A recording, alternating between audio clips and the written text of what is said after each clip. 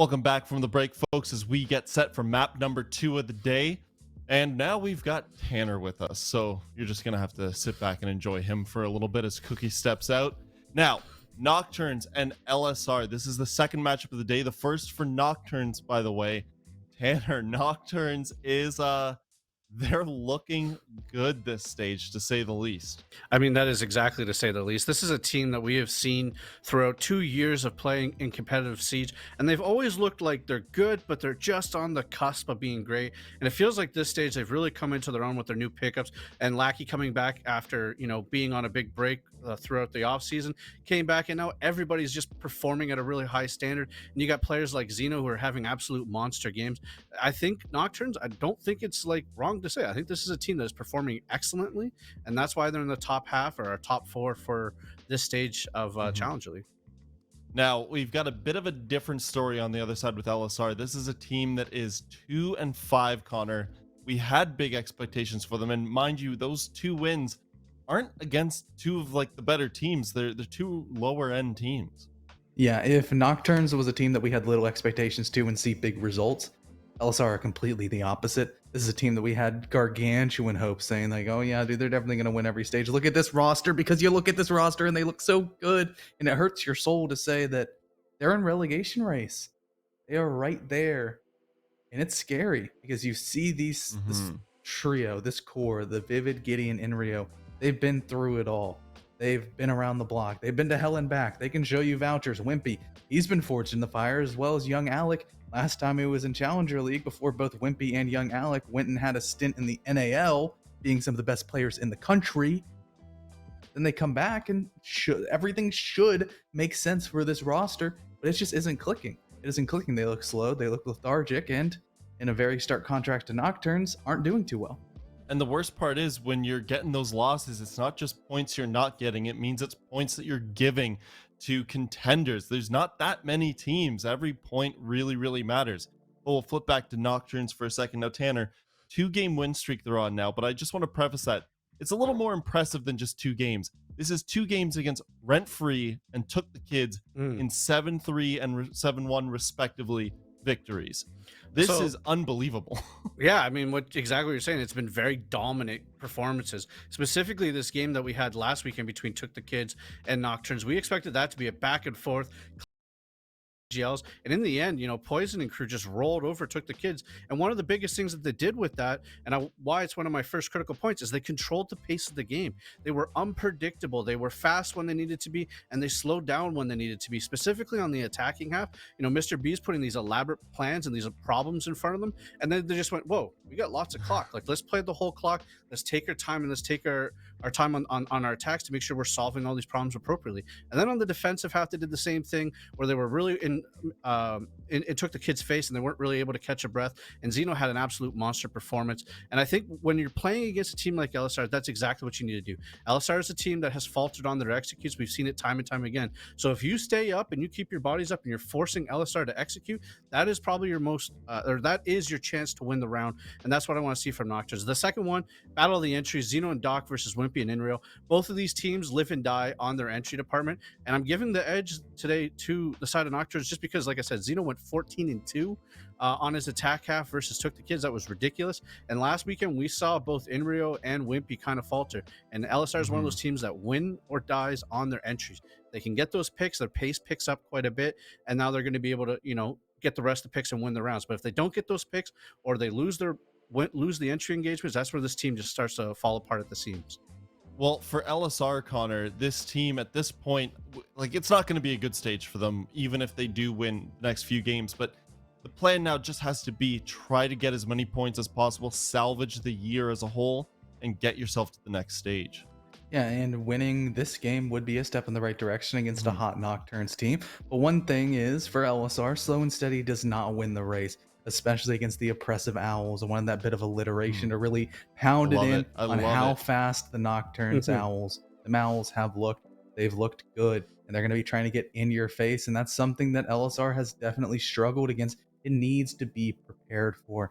They need to maybe just speed things up just a little bit more. Let the guns do the talking, especially on their attacks. Bring the LMGs. Have people like Young Alec hot following those drones and getting in there, taking map control. And if you're going to be dying, make sure you get those trades, double up, and make sure that blood is really shed for map control in particular on whatever map we go for. As well as they go to their defensive side, you were really alluding to it earlier, Tanner, that for Nocturnes, sometimes they can be slow and methodical on their attacks, but they also are opportunistic. If they see an opening, Poison's going to call, let's take it. We see a gap in the site, there's a little small thing. We're going to start planning it 30 seconds into the round. We're going to send Lackey in following a drone, crouch walking into the bomb site, and let the LMG sing. Those are the kind of things that Nocturnes thrive upon. If LSR aren't prepared for, they're going to get dominated. Okay, Forceful, you're LSR. You need this victory. What map do you think gives them the best hope, or maybe a few maps? Because obviously it's a lot to predict one specific map. I mean, there's a couple of maps that come to mind. Chalet being one of the key maps where I feel like LSR has actually done well.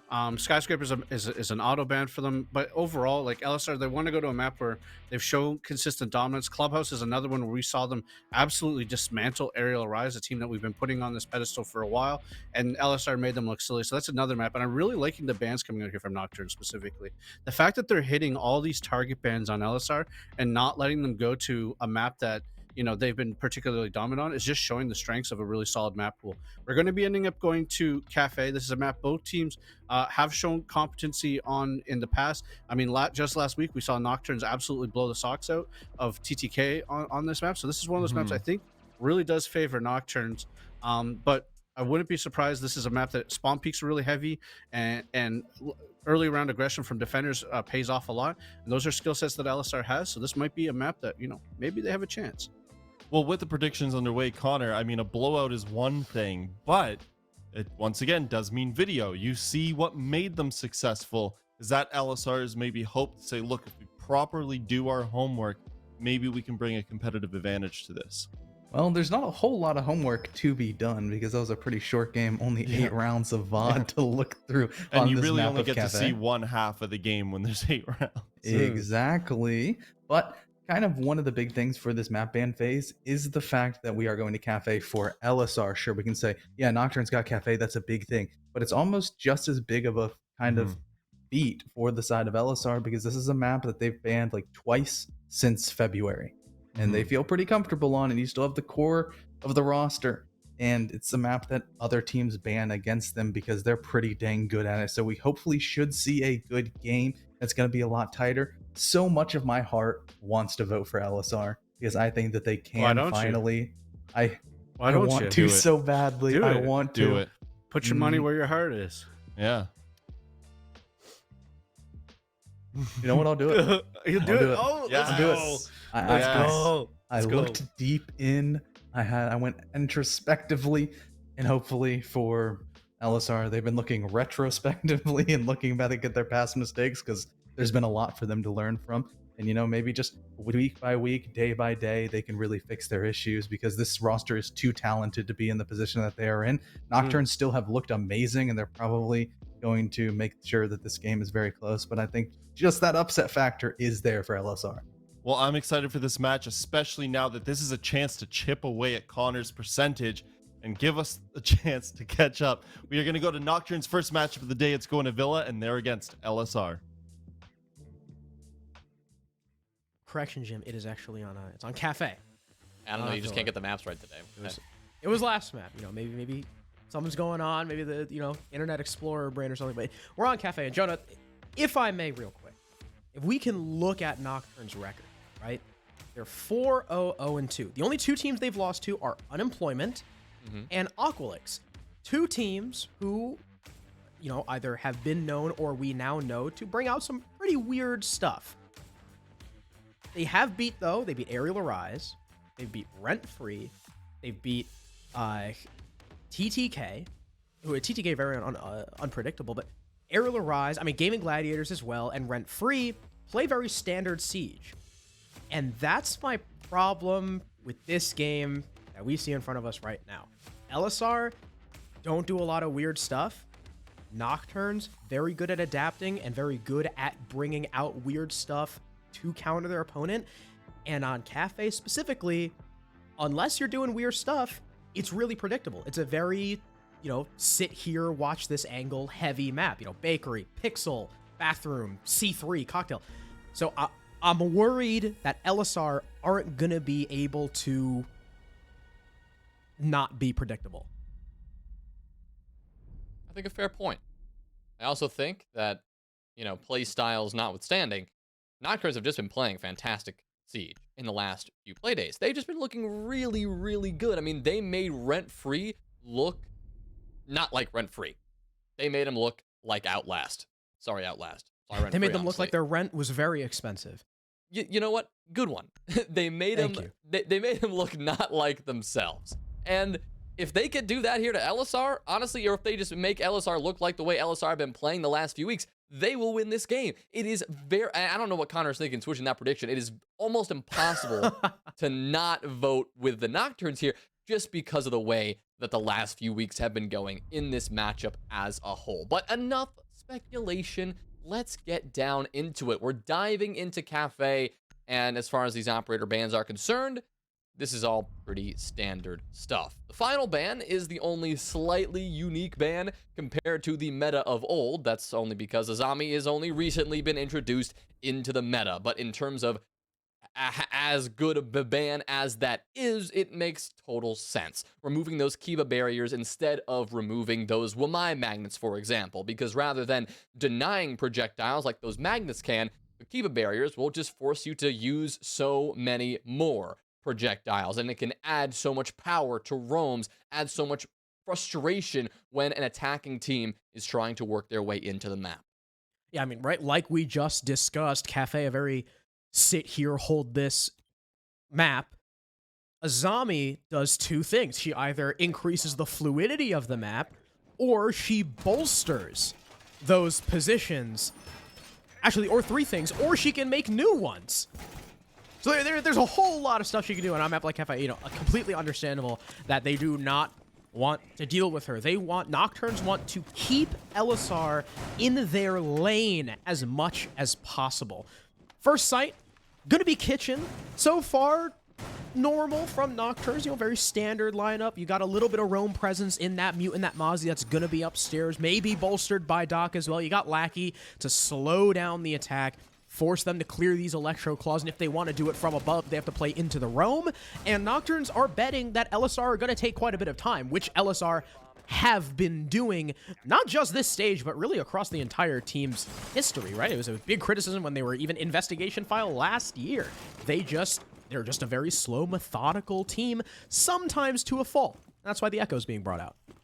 And especially on a map with 3 floors, it does add a little bit of time. Obviously, it's the same size generally as many other maps in Siege, but the idea is the same. You got more floors to clear through. You're going to rely more heavily on that soft destruction of a sledge or a buck to help you in terms of that roam clear. And it's why we're seeing Elyssar bringing out some additional instruments to assist in that endeavor, right? You've got the gridlock to add to your flank watch power, allow you to move in a little bit quicker and not have to spend so much time lingering on the flanks. Same thing goes for young Alec bringing out the Jackal. Same idea. You've got that Inox scanner, you can figure out where those roamers have been, where those roamers are positioned, and maybe deal with them a bit more expeditiously. But speaking of time, about 60 seconds have transpired here, and this has been reasonably efficient from the Elyssar attack.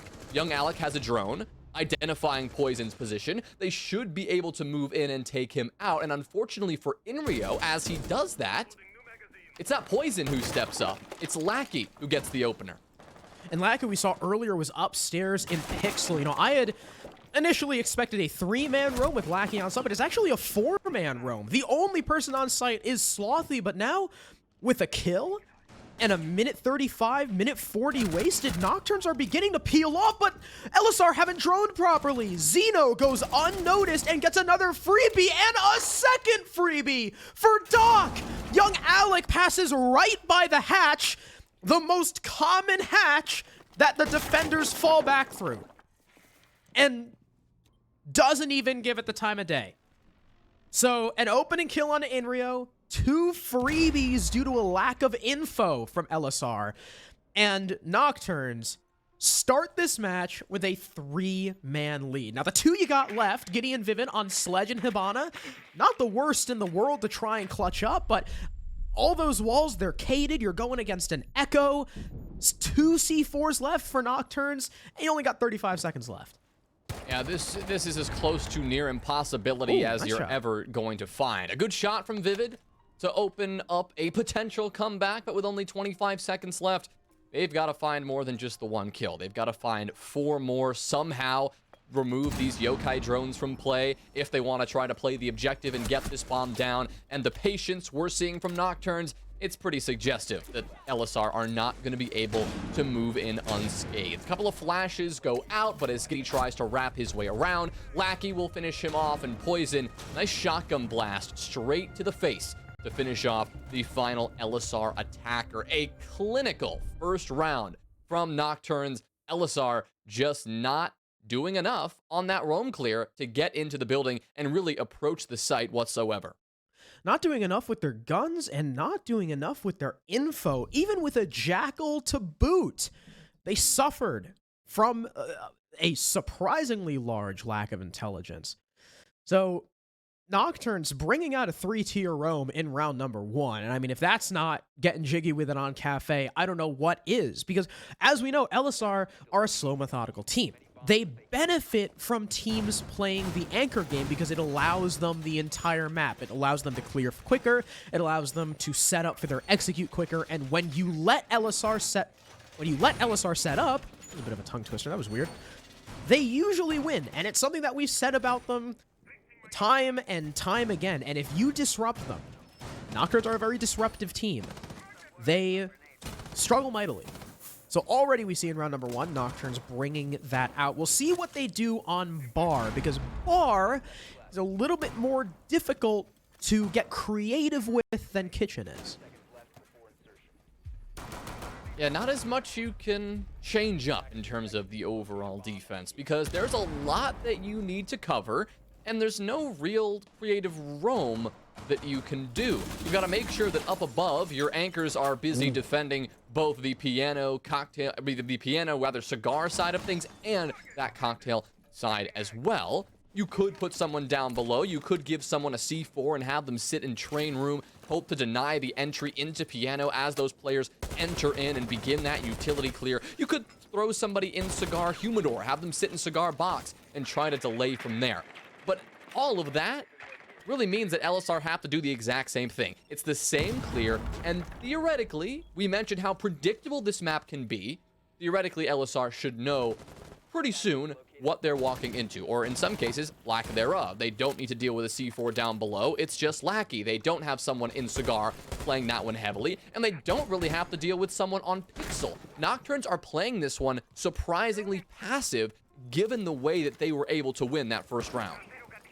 And they don't have a rotate in a bathroom either, meaning that Poison is kind of stuck if Elyssar push up far enough. We also saw earlier Doc with the, I call it the Kool-Aid spawn peek. Kool-Aid was the very first player I ever saw do that. I remember I watched a Kafe game once where he did that every round of defense when he was on Thunder Logic way back when with, who was on that team? Penguin, Discover, Melted. I can't remember the 5th, and I feel really bad. Well, I can't. Oh my God, remember I can't remember. I don't even know. I don't even know the team. So That's okay. But we saw one Evil Eye get dusted by the Flores drone. Giddy spotting another, maybe looking to, nade it out, and all of Slothy's utility now gone, but they do free up that Alda. A minute left now for Elyssar to end their transition and start the execute. Another nade goes in. I think the first nade didn't clear it. The second one does. Inrio now behind the J desk. 2 players behind to make it 3 with Wimpy on that rappel. C4 ripped, sent out, I think, from Poison, and it just hits in Pixel. Not quite sure what he was trying to destroy with that, but still, Nocturnes haven't really been persuaded to move yet. And if Elyssar just continue to walk in, they might be just cannon fodder. I mean, Slothy there with it the is. first pick. I mean, Slothy just takes him down, no problem. I mean, Vivid, he'll take down Zeno, but it doesn't really matter. Wimpy's the last player standing, and, well, there's really nothing he can do. He's able to pick up 1. looks around and gets a second. This is possible, especially given that Slothy is so low HP. Good night, Slothy. It's all up to Poison now. No C4, so he's got to step up and do this one the old-fashioned way. Wimpy choosing to stick this, though. That's very dangerous when Poison is already swinging the corner. So Poison will survive. Nocturns will barely survive and deny the clutch attempt from Wimpy, taking 2 in a row. Yeah, that was real scary for Nocturns, putting Wimpy in a 1v1 like that. But I guess the early man advantage they had really carried them through that round. Like I said, none of the Nocturns anchors were persuaded to move at all. Elyssar walk in, Nocturns are watching the angles, and they got what? 3 kills in a row? I think, before there was a refrag. I mean, Wimpy tried his best, but in the end, it simply was not enough. The time was far too low. Another symptom of Elyssar just taking too long. He had to choose stick or fight, and at that point, the time was so low, he just chose to stick and Poison. I guess didn't hear Poison's footsteps, didn't think to get off the plant. Nocturns, as we've seen, instead of going reading, they prefer mining. Yeah, something we actually talked a little bit about before we even got on stream. We said, oh, if Kafe comes out, we know that mining is coming out from Nocturns because, I mean, this is something that they just love to do. Other teams in the past, have done this here and there, but not usually many teams will stick this pretty consistently because at that point, you are removing the element of surprise sometimes that this site can benefit from. But Elyssar should know exactly what they're walking into, and they have ample time to make a decision of how they want to approach this. Mining is different from its counterpart site of reading, in that you don't really need the entire top floor under attacking control if you want to go for the push. Reading, you need to really secure Cocktail and begin the vertical pressure, but mining, if you just take control of maybe Piano and you get secure of that train hatch, you prevent anyone from rotating through there, all of a sudden you've got a stairway, you've got a hallway, and you've got a couple of windows you can jump through. Very possible if Elyssar want to speed things up. I remembered it was DP Fire. That was the last member of Thunder Logic. I can't remember. I can't believe I forgot him. But anyway, now that I've thought about that for 3 minutes, that was almost an insane C4 lineup from Doc. Unfortunately, he cannot thread the needle. Even if he had, wasn't really going to go anywhere. Or maybe he stuck it on purpose. Maybe he thought he was close to the barricade. Either way, C4 misses. A minute into the round, young Alec going to start sending his Candelas into the site. Sorry, not into the site, but into the extension upstairs. And all it really does is succeed in pushing Doc back a little bit. Off of top white, closer towards pallets, but the Alibi still staying stalwart in Freezer. Lackey going to be the first casualty. The first opening pick for Elyssar comes on the upside down rappel, watching white stairs. Yeah, Elyssar looking good right now. They've got a pretty solid setup, and given that there's 90 seconds left, a lot of time to finish clearing out this top floor. The thing is, the Nocturns, I mean, they're not giving this up at all.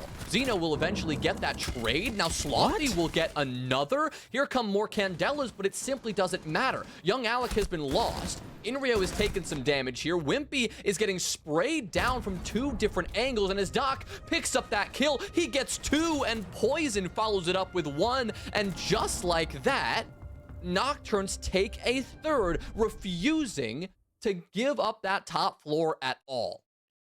I mean, with the way that clear was going, it looked like Elyssar were fighting for above reading control. But remember, that site was mining, and Nocturns expertly shutting that down. Elyssar, despite getting that opening pick on the upside down rappel on white stairs, then again didn't seem like they were operating off of a lot of info. There was a refrag from Nocturns, and then young Alec just swings his way into Cocktail, completely ignorant of the Alibi's position in Freezer.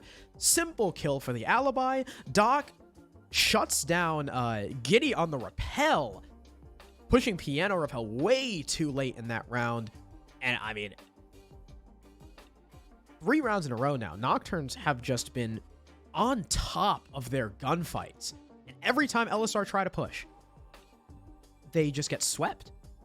Even when they use utility to try and get these players out of position, it seems like it's either the info or the utility that's lacking, or both.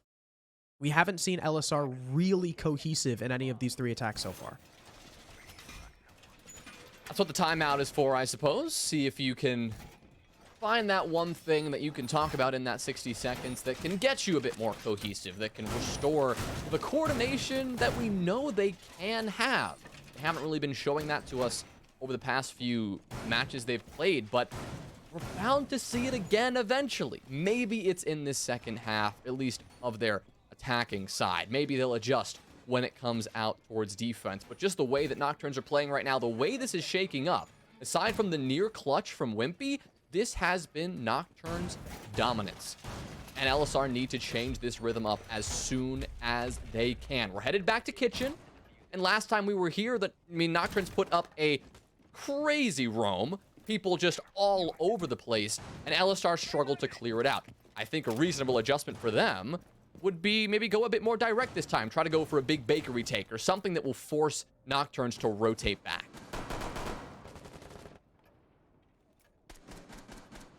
Elyssar,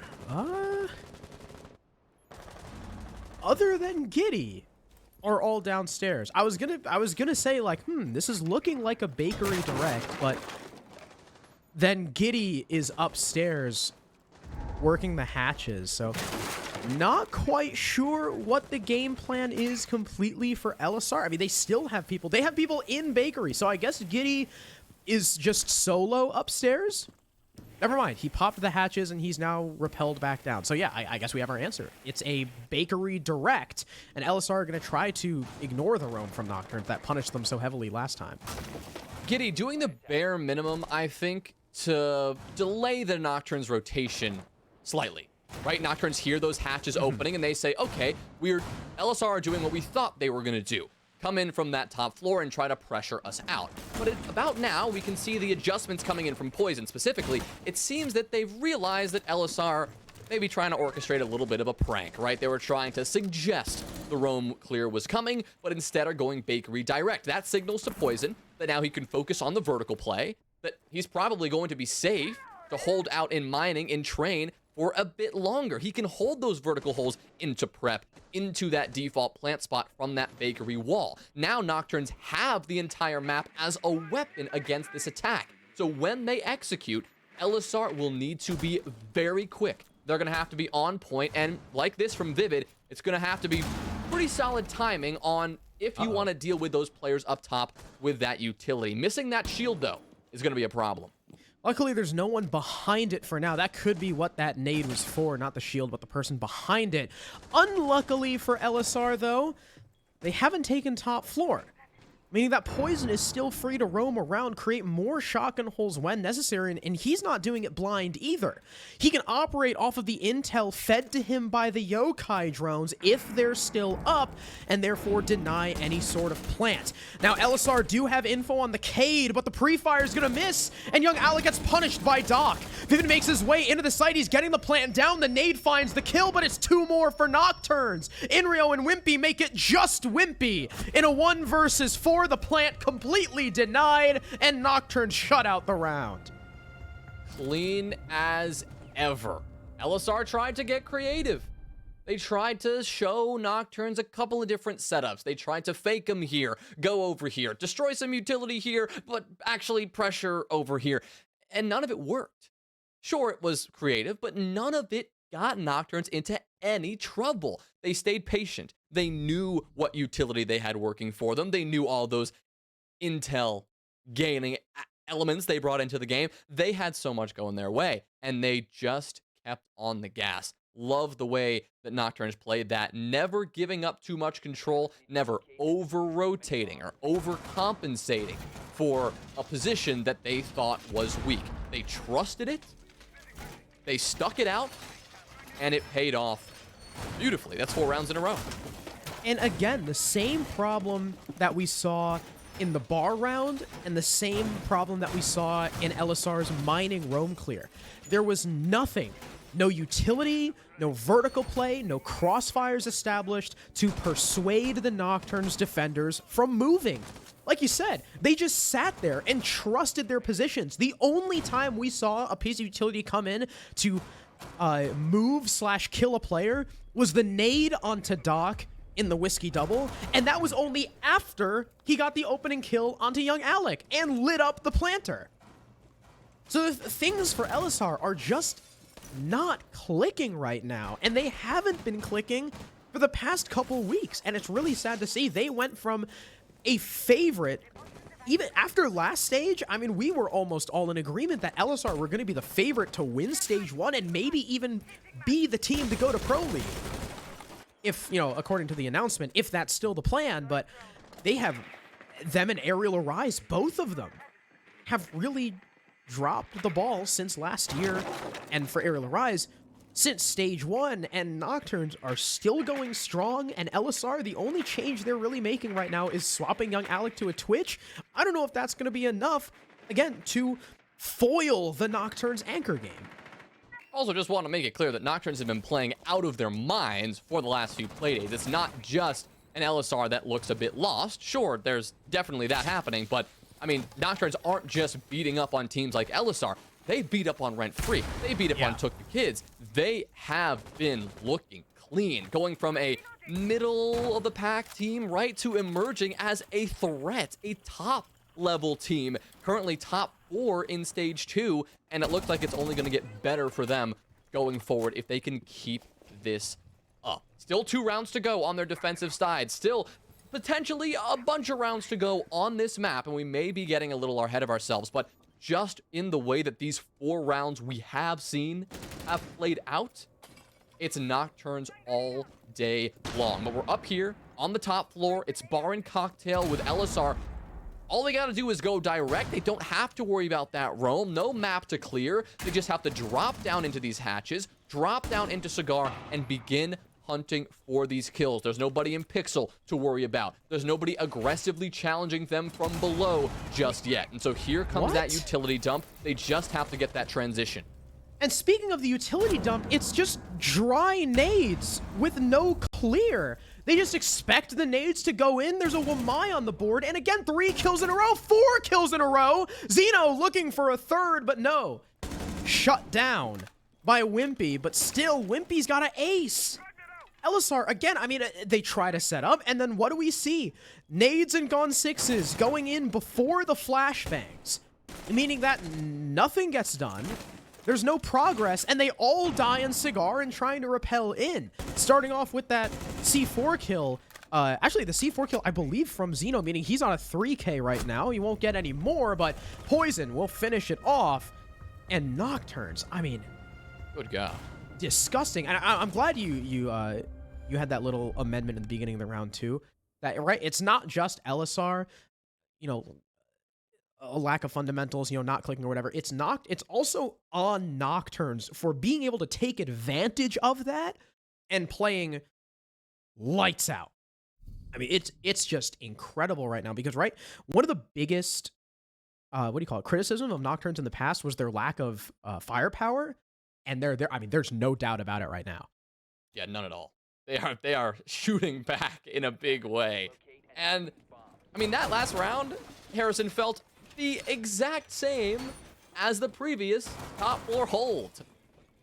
Elyssar just aren't learning their lesson. They're not making changes. We did see them take that timeout, but 2 rounds later, and what do they have to show for it? Actually, nothing at all, because that round was identical to the previous top floor attack, where Wimpy was left alone in a 1v3, 1v4, and had to clutch. This time he wasn't able to get any kills, and last time he was able to get 3. That's the big difference, but the result is the same.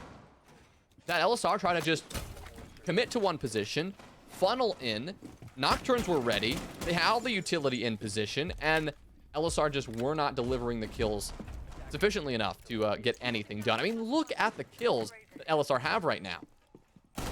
Like 3 or 4 impact kills and 3 or 4 empty kills, right? 3 of those kills from Wimpy were in a clutch situation. We're in, you know, a 1v4. Those really don't mean much. You've got Giddy with 1 and Vivid with 2. Young Alec and Inrio haven't even found the scoreboard yet. Yeah, I mean, 2 donuts, and if you want to be really technical, as Lackey just kind of gives his life away there after the kill on the opener on Young Alec, who, mind you, is Ying, and well, it was supposed to be a big part of Elyssar's roam clear in the previous round, but if you want to be really technical, Jonah, Elyssar don't have any impactful kills because they haven't even won a round yet. It's fair. I mean, because not only have they not won a round yet, they haven't gotten more than 2 kills in a single round, except for that 1v X by Wimpy. Like, it has been all-out dominance from Nocturns, and Elyssar, again, stuff is just not clicking, and Nocturns are not only, I mean, they're taking advantage of Elyssar's mess-ups and more. And more is right. And more is what we might just see right now. Unless he gets droned out. Xeno's been dropped, so Slothy pops up and slams Giddy into the ground. Vivid now has to hunt him down, but simply doesn't know where he is. Slothy is a madman and is darting all over the place, and Elyssar just cannot get a handle on him. Finally, Inrio will work his way into Piano and deal with Slothy from the other side. And I think, yes, Harrison, for the first time in this map, they have a man advantage. A one-man advantage in a 3v2 scenario. Poison and Doc, they've been pretty solid so far, but now they've got to find a way to hold off these final 3 attackers. In fact, they are going to rotate up above and play this aggressive. They're not giving up this control, nor are they sitting back on the site and waiting. No! They're taking full advantage of this. Doc with a double Nitro Cell kill. Wimpy is last alive again. I was literally just about to say, all right, Elyssar, slow down, 3v2, there's no one on site, you got this. This is the attacking round that they're gonna win, and then Poison rotates upstairs, downs Vivid, and Doc uses it as the perfect bait, gets the C4 off the revive. Poison gets smoked by Wimpy for Wimpy's 3rd kill, but he's extremely lit up, and up against Doc. 13 seconds left. Wimpy's gotta make the first move here. He's gonna try and do it through the hallway. Pre-fire reveals his location, and he's gonna try and stick this. 3 seconds left on both timers. The air jab is hit. Wimpy gets up, but no! He can't connect the shots! That was the round winner! Wimpy had it in the palm of his hand! Yeah. Kinda. I mean, he did have like a half a second. I mean, he had a half a second, but he was on the ground. We saw Wimpy was in the hallway shooting and just couldn't hit it. He needed an insta-flick head, really, I think, if he wanted to win that. Given how little time there was, you have a player who's just been thrown across the room. You have to step out into the hallway and lock on the head. I don't think it's much of a mistake there, as it was a pretty good clutch attempt there from Wimpy, and he was nearly able to get it done. But those just small things, like a half a second, right? Had he had a full second there to work with instead of a half a second or a quarter of a second, there may have been a completely different ball game, right? He may have been able to get that shot, or may have been able to stick the plant and then get off and get that kill. But, you know, just in that uncomfortable middle ground, where he was unable to deliver the kill and unable to give Elyssar a single attacking round on this map. Nocturns are on match point, a flawless 6-0 defensive half. Not much else you can say. Yeah, this is one of those rare cases where the scoreline really does illustrate the match as a whole. Now, you know, Nocturnes switch to attack, and they are going to pull out something unpredictable. Monty from Poison on a kitchen attack. We'll see how they play this. Typically with a Monty, you tend to go direct, and I mean, for this guy playing in Bakery, there's not a lot he's going to be able to do against it. It's just young Alec with that Wamai. He does have 2 impacts, which he could do damage with, but just by himself, not a whole lot he can do against Poison. Doc, just like we saw from Giddy, looking to maybe just play for that distraction upstairs as he opens the hatches. Poison moves on in. He does take a significant bit of damage there, but drops the shield to get the kill as young Alec, before he dies, gets that opening frag. Ooh, Lackey able to deliver another one, taking that man advantage back in the favor of Nocturnes here, and Even though Elyssar have some intel, you've got these yokai drones, they still need to find these kills. Because a Poison can walk in there with that Monty shield in front of his face. I mean, I don't know if those yokai drones are going to remain much of a secret for very long. You combine that with the fact that he's got some smokes he could throw out, obscuring the vision of those yokais, and, well, this could be a very different ball game very quickly. I guess Elyssar will make it a different ball game, but actually in their favor. Lackey falls here. Not finished off, but at least down by a good long shot from Giddy, who's trying to figure out exactly if Lackey has been picked up. He has now, so it'll be that 4v3 still, but Nocturne's getting a bit weaker, and the opportunity to plant may be eluding them. Gas canister comes out preemptively from Inrio, it looked like, on that prep doorway. He hasn't triggered it just yet, though. Not sure if maybe it's been shot. Doc eats some more damage from Giddy, who's trying to do as much work as he can with these yokai. Finally, there it is. The smoke canister puts Poison on 1 HP, but that's not going to dissuade him from planting. 3 seconds left. The yokai, it needs to be on point. It needs to be right now, but they forfeit the plant. Low HP for Nocturne. Xeno now dead. 2 versus 2 even, but still, a post plant against a Monty, and the defenders all downstairs, and this frees Doc up to go up. He's got the vertical superiority, and Poison evacuates the site to join him upstairs and protect him from anyone attempting to retake, being slowed down by those air jabs as well, and Elyssar have 10 seconds to get these kills and get on the counter defuse. Giddy's gonna attempt. There's a man trying to cover, but no, the Jaeger misses his mark. Poison gets the last kill, and Nocturne sweep the game against Elyssar. Oh my goodness, they absolutely murder them. 7-0, a flawless victory, finishing it off with an attacking round just for the fun of it. If they couldn't put it away on defense with 6 flawless rounds, I mean, just why don't you finish it off on attack with a gorgeous one? I mean, Elyssar were close, probably their closest round yet, but at the end of the day, a 7-0 is a 7-0. That is going to feel brutal for Elyssar and Nocturnes. They are going to have their heads held high after that one. Yeah, incredible play from Nocturnes. I mean, like we said, Elyssar are looking weak, but Nocturnes are looking the best they ever had, even compared to their ones last year where they made the playoffs. I mean, this Nocturnes is, they're freaking scary. If you had told me at the beginning of this stage, especially considering their last stage performance, that the first 7-0 that we were going to see this stage would be on, what Playday are we? Playday 7, and it would be Nocturnes on Elyssar, I would have called you crazy. I would have called the police and sent you to the psych ward. But here we are. I mean, there's not a lot to say. I mean, the analyst desk can probably say it a lot better than I can.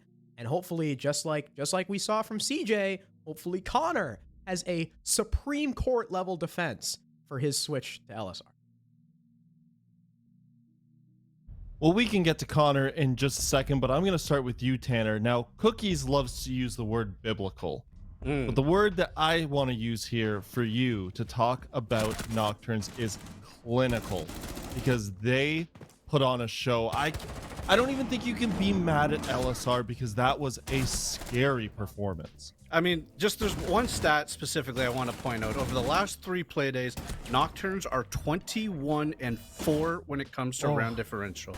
They are absolutely clinical. They played it absolutely perfect. They're winning by committee. There's no like super highlight player here who did like exceptionally well. I mean, Poison did survive the first 5 rounds, but everyone is fragging. Everyone's putting up these numbers. They're managing the time on defense.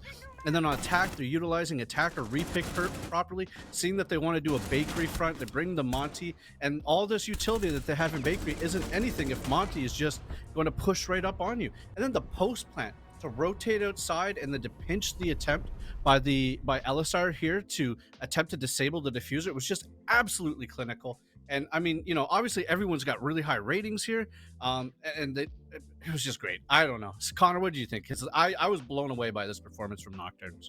Yeah, because Nocturnes ticked every single box. There was very few times that they gave a man advantage at all to Elyssar. Sure, like one of the 2 times that Elyssar got the opening pick, it was immediately traded. There was like maybe one instance, and it was on round 6 in the 3v2, where Elyssar actually, after the dust had settled, had a man advantage in this game. And for Nocturnes, even seeing them go up to the 3rd floor, initially me and your reaction was, hey, why are they going to Cocktail? They're playing against a team that struggles to take map control, so these 2nd floor and 1st floor bomb sites should be that little bit stronger, but all they did was just fall off easy, make Elyssar play their mini games, and then funnel in as the time wind was down, and you had the Cade, the Maestros, everybody's just kind of popping off on the anchorage of the bomb site. The one thing that wowed me the most is seeing the combination of Inrio, Giddy, and young Alec just at the bottom there as 1 in 7s, and normally you have at least 1 or 2 of those guys popping off, even in matches where they're not winning. And to me, that once again says that Nocturnes just had to be pressuring them in a way that they weren't ready for, because it's unfathomable that all 3 of them are on that stat line because they're so good. But this is where we find ourselves right now. Now, where we have to go is to an interview. We're going to be talking to Poison again, and I'll be honest, I'm running out of questions to ask this guy. Poison, we're here again, and I feel like it just keeps getting better for you guys. I mean, I feel like I'm beating a dead horse here, but can we just talk about your Kafe for a second? Like, this map for you guys is just insane. Yeah, I mean, I don't know. I mean, I guess don't take us to Kafe. I mean, I think we just have like a good grasp like how to play the map, like in like reference to like the bans or like how a team is playing it. Like I just think like the way we like position ourselves and like react to how they push and like how they defend is really good on Kafe. So I think that's what makes it good for us. Like we usually have really good reads the most of the time we play Kafe. So. Well, that's just gonna say, because you bring up the word react, but I'm noticing obviously your defensive half was perfect, and it's because of your aggression. It almost feels like you're on defense, but you're forcing them to react, even though you're the ones on defense. Was that part of your strategy today? Oh yeah, for sure. Like Kafe is like a really big map, and we know they kind of struggle when you kind of like mess with their clear. They're kind of like DZ, like they're very like methodical. So like if you kind of just like throw wrenches in their plan, it tends to mess them up. So we noticed that. I mean, we also like I think react really well. Like they're on that did the bakery direct. Like we called that out. We instantly knew where to go, where to position themselves, how to beat the clear, and we did that. So I just think everyone was like doing a really good job, like being annoying, but also not like overextending too much today. So like we weren't like over aggressive, but we were just aggressive enough to stay in their heads and be annoying. Now, without getting, without pumping your tires too much here, this has got to be the best Nocturnes, roster and implementation of strategy that we've seen in these 2 years of CL right now. What is it about the things you're doing now that are working so well for you guys? I think everyone like kind of just does their job pretty well in the team. Like me, like I've been like IGL leading the team. Like Slothy took on a new role, like more of that like soft support, like watching a lot of flanks, Mavin walls, using Echo Jones. He's done a really good job with that. I mean, our entries know they're gonna go entry. Doc, like more of a flex player, cut player. He knows he's got to cut. He's got to make bird. Like our coaches, like they know one of them's got to prep. One of them is like working with strats. With usually I make strats and Daunt does most of them, but we like kind of work together. We're always talking, working together on things. So I think everyone on the team knows their role in the team and is kind of just like producing dubs with the team. And even though like I know like Lackey like wasn't really looking to play this stage, it's still going well. He's playing well, but working out, so it's all working out so far. Okay, well, hopefully I don't have to interview you again, because those were the last of the questions I could possibly think of for you guys at the moment. Congratulations again, and best of luck. I mean, what more can you say about this team? It was a 7-3. That wasn't good enough. 7-1. That wasn't good enough. There's like, what's left? 7-0. That's, Yeah. Teams that's just all gonna we have to start do. forfeiting. No, teams have to listen to this point right now. Look me in my eyes. This is very important. This is critical. This is crucial. Do not take Nocturnes to Kafe. Or do, because unless you want a free L. 7-0s are fun. Unless you want a free L.